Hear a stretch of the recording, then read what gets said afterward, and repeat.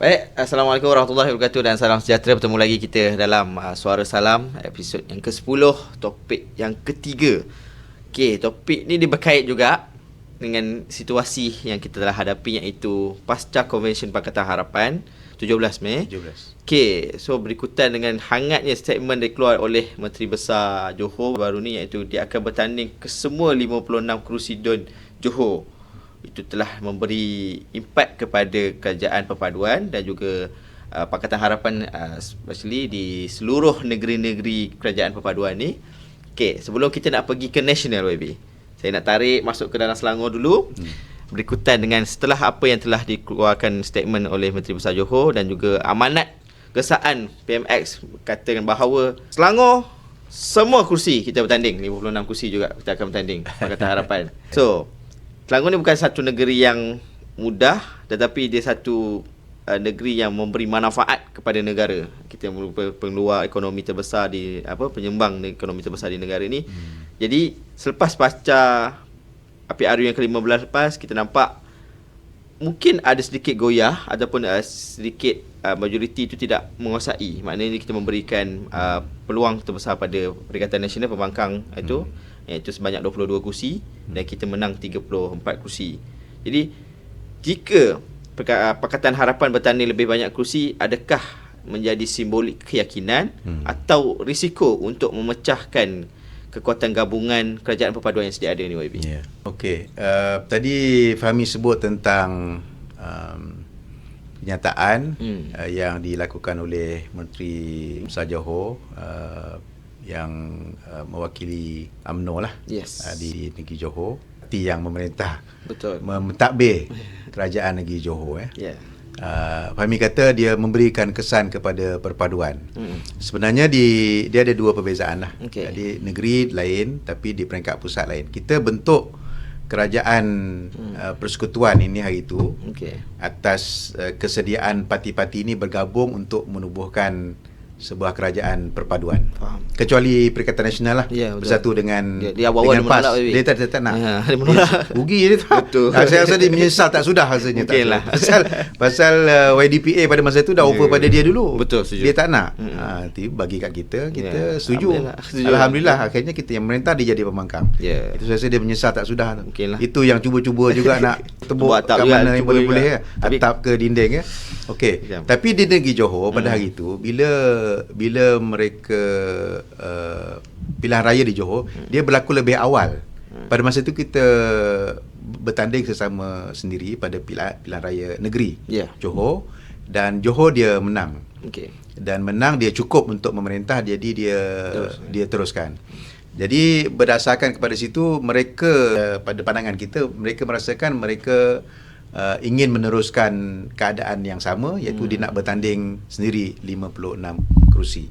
Okey. Kita di satu pihak kita ada satu gabungan kerajaan perpaduan. Betul. Dan kalau boleh kita nakkan kerajaan perpaduan ini sebab kita lihat manfaat dia banyak. Setuju. Dia boleh mengekalkan kestabilan, dia memberikan keyakinan kepada pelabur, business community, dan dia baiklah untuk negara kita. Maksudnya lagi kurang kita bercakaran antara satu sama lain.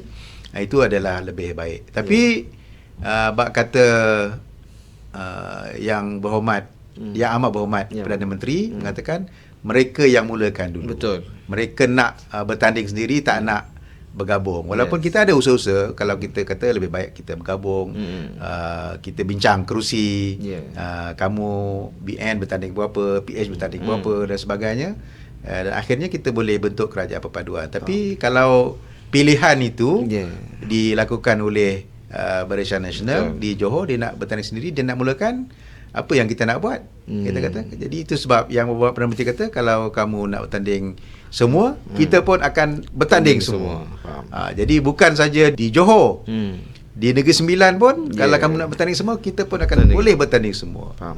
Jadi di Selangor pun, kalau kamu nak, kita pun boleh bertanding semua. Itu maksud dia. Jadi di Selangor dulu, kita pada PRU yang ke-15 Betul. memang kita bertanding sesama sendiri. Kita malah kalau di banyak tempat bertanding 3 penjuru lah. Yang utamanya iaitu Pakatan Harapan, Barisan Nasional dan juga Perikatan Nasional. Tetapi bila berlaku PRN negeri itu di Selangor, masa tu bersama dengan 6 negeri kalau ingat ya, SGPO, Penang dan juga lepas itu Negeri Sembilan, Selangor, Pulau Pinang dan Kedah, Perlis, Kedah, Terengganu dan Kelantan. 6 negeri. Betul. Masa tu kita sekali. Dan masa tu selepas kita bentuk kerajaan perpaduan di peringkat federal. Betul. Jadi bila kita bertanding hari itu di Selangor, kita sudah ada kerajaan perpaduan dan kita masuk dalam gabungan pilihan raya negeri Selangor dalam gabungan perpaduan. Jadi kita bagi-bagi kursi antara BN dan juga Pakatan Harapan. Kan? Jadi kita sokong dia dekat Sabah Bernam, dia sokong kita dekat Shah Alam. Macam itulah. Ada persefahaman begitu. Baiklah.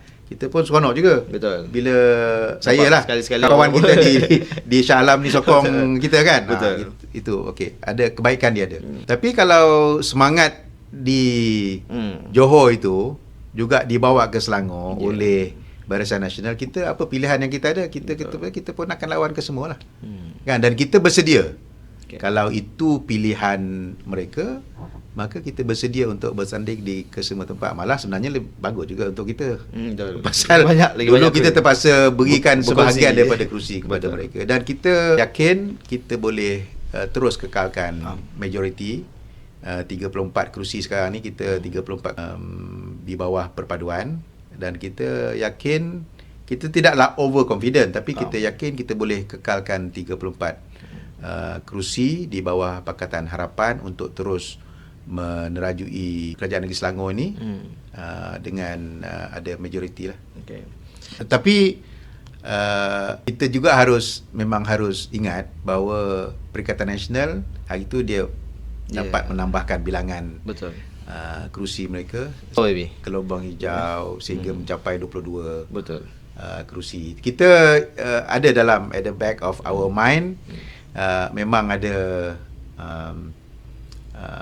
kewaspadaan tentang pendekatan yang mereka ambil, naratif yang mereka bawa, kita ambil kira jugalah. Faham.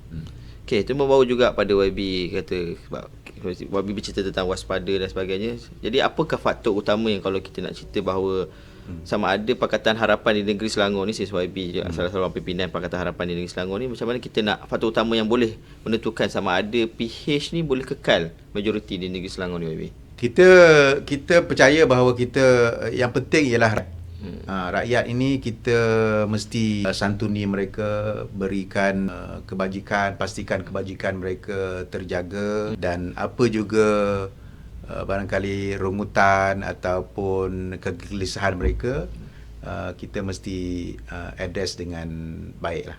Dan ini sebenarnya berjaya dah kita lakukan di bawah kerajaan Pakatan Harapan itu. Kita ada banyak inisiatif Iltizam Selangor Penyayang yang menyantuni semua segenap lapisan rakyat negeri Selangor, sejak daripada lahir sampailah nak ke meninggal dunia. Semua peringkat ini kita ada iltizam yang kita lakukan. Jadi saya rasa ini yang paling penting sekali lah. Cuma kita kadang-kadang memang agak terkesan juga dengan naratif yang dibawa oleh pembangkang. Sebelum ni dibawa naratif berdua R, iaitu religious dan juga race, perkauman. Ini dia dah masuk satu royal pula lagi dah. Satu lagi dengan satu daulat tuanku. Jadi dia dah masuk 3 pula dah. Jadi sebenarnya kita, apa pun yang kita lakukan di negeri Selangor ini, memang kita ambil kira semua aspek. Dari segi untuk menjaga kesamarataan, peluang kepada semua kaum, latar belakang dan sebagainya, ya. Jadi tetapi dalam masa yang sama kita menghormati perlembagaan, kita hormat kepada institusi raja. Jadi bukan bermakna bila kita menyuarakan sesuatu pandangan ataupun permohonan bermakna kita derhaka, tidak. Tetapi itu adalah sebagai avenue di mana kita boleh mungkin mengharapkan satu pertimbangan dan sebagainya. Jadi itulah kadang dia mungkin timbul persoalan-persoalan yang menyentuh tentang aspek-aspek tiga-tiga benda tadi itulah. Betul. Dia melibatkan agama, kadang-kadang dia mungkin sedikit melibatkan kepada isu yang melibatkan perkauman ataupun institusi diraja. Tapi pembangkang ni dia tak kira. Dia pantang nampak sikit je dia akan terus dia akan tunggang habis-habisan. Setuju. Saya bersetuju dengan itu. Memang dia habis tunggang sejak himpunan lagi. Sejak himpunan lagi. Himpunan lagi. Solat Jumaat pun dia nak berhimpun juga. Padahal dia berhimpun tu isu babi. Ya, betul. Isu babi dia berhimpun. Isu Nabi dia tak berhimpun. Isu hina sahabat Nabi dia tak berhimpun. Itu masalah isu babi dia. Isu hina sahabat Nabi tak nak berhimpun. Isu babi berhimpun. Isu hina sahabat Nabi tak ada pula nak berhimpun. Astagfirullah. Jadi babi kita melihat juga ialah kita melihat dikuasai di luar bandar ni memang kuasa kursi-kursi Perikatan Nasional. Jadi membawa kepada soalan seterusnya, iaitu sejauh mana YB melihat adakah pembangkang di negeri Selangor ni mempunyai satu naratif dan tawaran baharu yang cukup kuat untuk nak mencabar negeri Selangor ni, YB? Yalah, yang kita dengar daripada ceramah ataupun kenyataan-kenyataan posting di dalam media sosial itu, dia ada menyebutkan tentang, dia kata kalau PAS lah, PN dia kata Selangor deserve better. Dia kata maksudnya, dia kata Selangor ni sepatutnya mendapat yang lebih baik. Betul. Selangor deserve better. Tapi kita pun tak tahu apa betternya yang dia nak tawarkan. Betul. Dia tak ada pula bandingkan dengan negeri-negeri lain. Contohnya kalau di Terengganu ke negeri yang mereka tabir lah. Betul. Terengganu, Kedah ataupun Kelantan. Perlis tu tak payah sebut lah, haru biru lah. Betul. Haru biru. Pening lah yang Perlis tu. Walaupun negeri paling kecil pun boleh pening macam tu.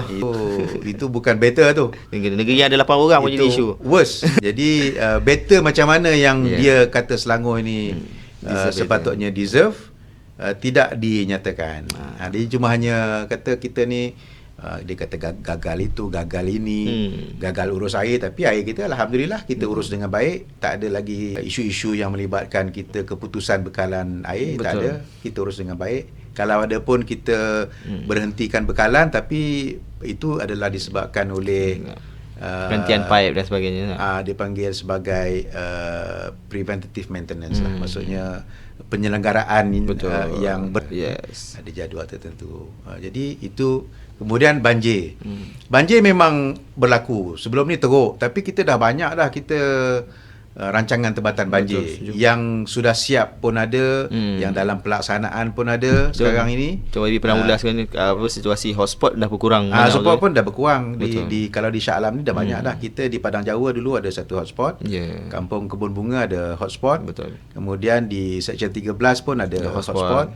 Anak Sungai Damansara, Taman Peti 3 pun ada hotspot. Jadi semua ni kita dah ada. Sudah ada kolam tadahan, rumah pam untuk mengatasi masalah banjir. Dalam pelaksanaan pun kita sedang laksanakan di Sungai Kelang, Sungai Damansara. Ini yang dekat dengan Shah Alam lah. Tempat-tempat lain, Ulu Langat dan Sepang dan sebagainya itu juga sedang dilaksanakan. Jadi yalah, maksudnya dia kata kita gagal urus apa kan. Kalau kita tidak berbuat apa-apa, ya kan, kalau kita buat apa-apa ataupun kalau kita laksanakan projek tak siap, bolehlah dia kata kita gagal. Betul. Tapi kita siap. Yang ni siap. Baru ni pun saya turun dengan Yang Berhormat Esko Infra Babi Izam ke projek tebatan banjir anak Sungai Damansara di Jalan Intan, Taman Batu Tiga. Itu pun sudah hampir siap. Bulan Julai akan siap. Itu pun satu hotspot banjir juga. Jadi maknanya kita selesaikan satu-satu.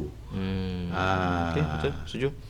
Tambahan pula dengan tambahannya dia katakan Iltizam tu dah ada 60 inisiatif di bawah kerajaan negeri pun dah ada. Jadi yang ini ni dia tak boleh kata apa langsung. Sebab semuanya adalah iltizam yang baik yang membantu rakyat.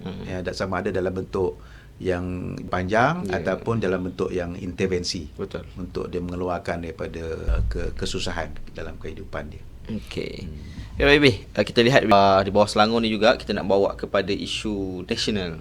Kita nak sekaligus pada isu nasional, iaitu pasca Konvensyen Pakatan Harapan juga pada hari itu. Dan melihat kepada pasca convention hari itu, Amanah sendiri membawa naratif Islam rahmatan lil alamin baby. Dan PH nak gerak guna satu logo sahaja, cukup kuat ke penjenamaan tunggal PH ni untuk lawan jentera parti yang lain dah mula masuk, yang dah masing-masing dah start gear 5 ni untuk masuk pilihan raya ni baby. Macam mana baby penjenamaan kita? Ya, Pakatan Harapan kita memang daripada hari itu asalnya kita ada bermula PH ini dengan pada pilihan raya ke-14 dengan Pergabungan Keadilan, Amanah, DAP dan juga Bersatu pada masa itu. Yes. Bersatu kemudian dia keluar dan dia tebuk atap pada masa itu. Jadi tinggal kita tiga. Dan kita bertanding pada PRU ke-15 dengan hanya 3 ni saja. Dan kita cukup kuat dan kita boleh tetap menang dengan 82 kerusi. Walaupun tidak berjaya membentuk kerajaan, tapi kita boleh bergabung dengan rakan-rakan kita coalition yang paling besar lah masa tu. Ada coalition yang paling besar. Dan kita tak pernah bergaduh di kalangan parti dalam Pakatan Harapan ni semenjak kita tubuhkan awal dahulu. Tak pernah ada kita berkelahi. Tak pernah ada berutus-utus surat dalam media sosial.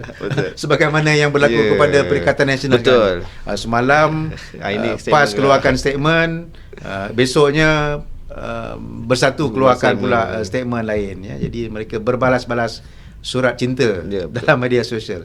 Jadi kita tak ada berlaku. Jadi dalam Pakatan Harapan utuh kita boleh mentadbir bersama dan saya yakin kita boleh terus bertanding walaupun tanpa kita bergabung dalam perpaduan.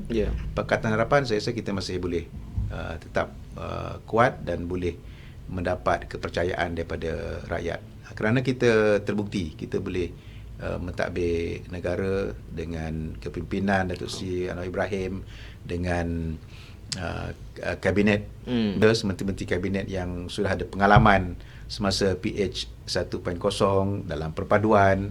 Di Negeri Selangor kita ada pengalaman, di Pulau Pinang, di Perak pun kita kerajaan perpaduan bersama, di Negeri Sembilan kita pernah bersendirian, kemudian kita bersama dengan Perubatan Nasional, di Melaka pun. Jadi kita di Johor pun kita pernah mentadbir sebelum PRN dilakukan. Jadi kita ada pengalaman yang cukup lah untuk memimpin negara Malaysia ni.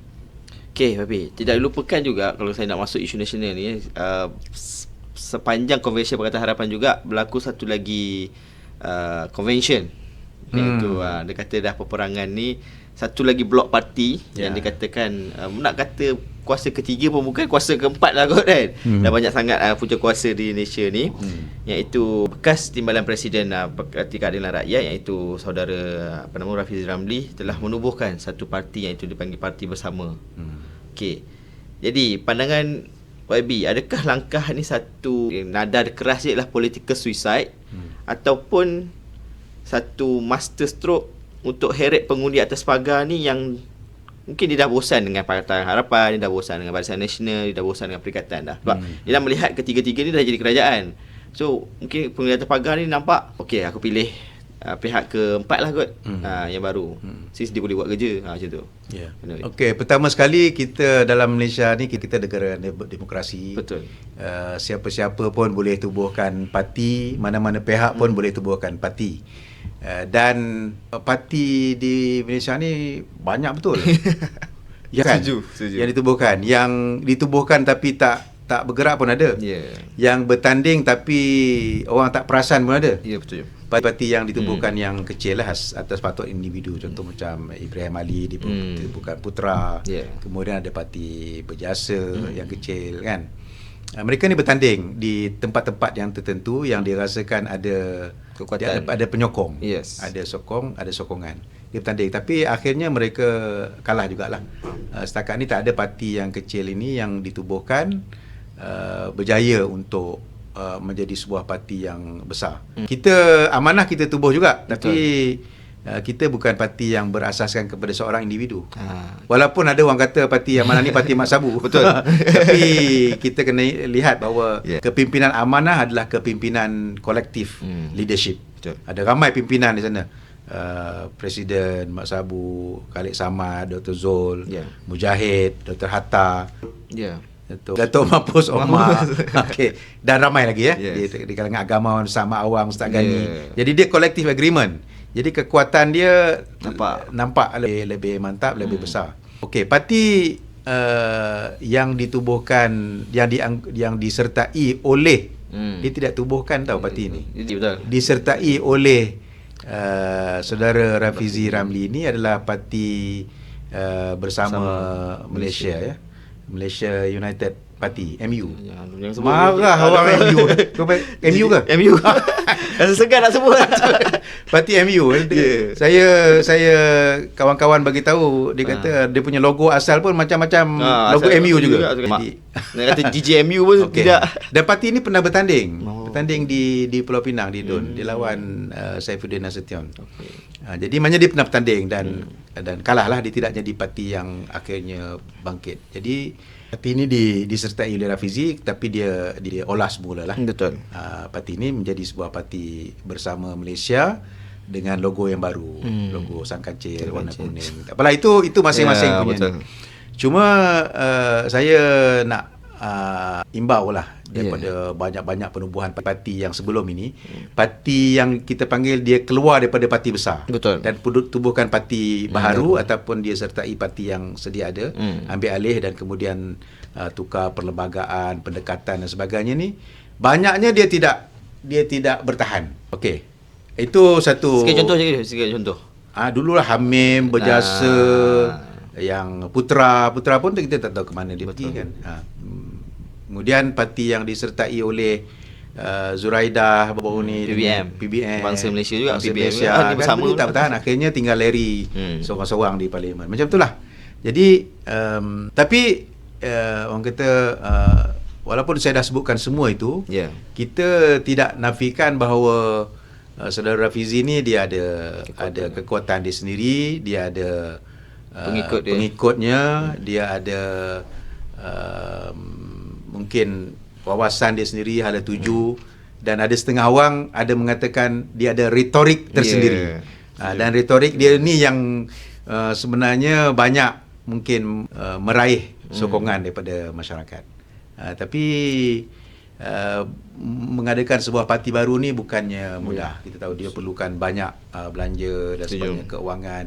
Dan sebenarnya kekuatan, kalau dia hanya bergantung kepada seorang dua saja untuk nak menubuhkan parti, bukan disebabkan oleh satu kesedaran di kalangan ahli, kepimpinan di grassroots yang memang sedia untuk berkorban, dia akan menghadapi kesukaran. Berapa ramai orang nak sanggup berkorban? Dia kata, aku nak berkorban untuk apa?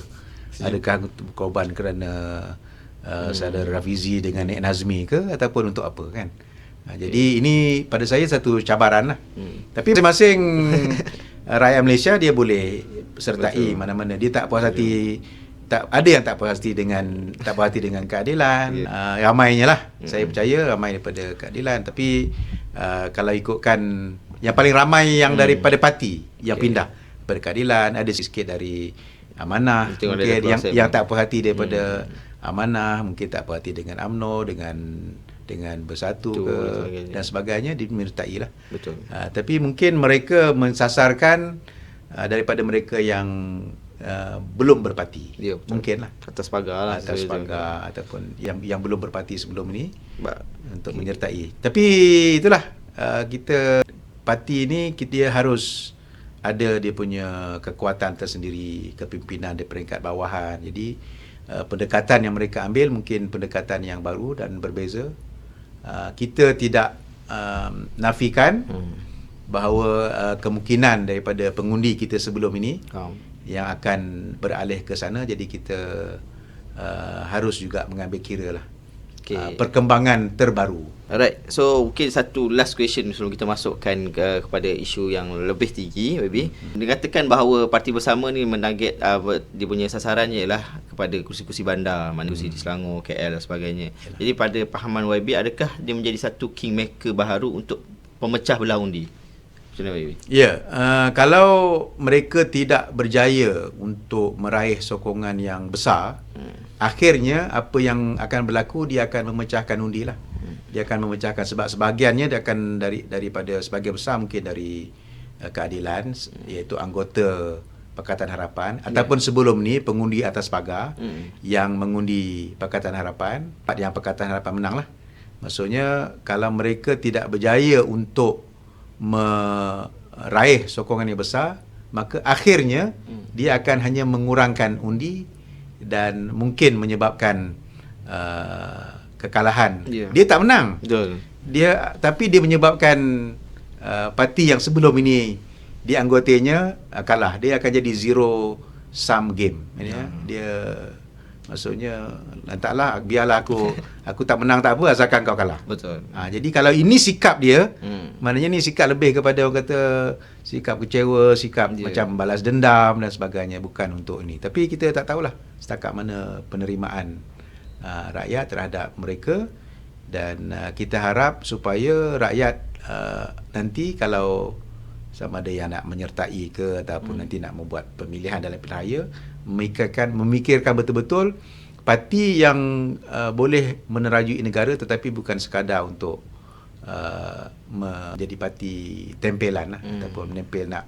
Sebab kalau dia nak betul-betul menguasai negara, dia mesti tidak mensasarkan kepada satu-satu kawasan tertentu saja. Betul. Kalau dia bandar saja, macam mana dia nak perintah negara? Tak cukup kursi juga. Dalam keadaan dia kata dia pun tak berminat untuk nak bergabung dengan mana-mana parti lain. Kalau akhirnya nanti selepas dia katalah dia menang beberapa kerusi, dia nak bergabung dengan parti lain untuk memerintah negara, bolehkah dia bekerjasama? Sedangkan dengan parti yang ada sekarang ni pun dia tak boleh nak bekerjasama. Betul. Tak boleh nak berada dalam satu pasukan, tidak menjadi team player. Jadi ini perkara yang rakyat harus fikirkan dan kita buat decision sama-sama sebelum membuat pilihan. Okey. So itu sahaja untuk slot yang ketiga, slot pasca Konvensyen Pakatan Harapan, dan juga sedikit komen YB berkaitan dengan penubuhan. Bukan berkaitan penubuhan lah, dia kata peralihan parti bersama, iaitu diterajui oleh saudara Rafizi Ramli. So kita kembalikan untuk yang slot yang keempat pula, kita nak komen tentang keretakan di sebelah pembangkang pula. So kita rehat sekejap, kita kembali selepas ini yang slot terakhir di Suara Salam episod ke-10.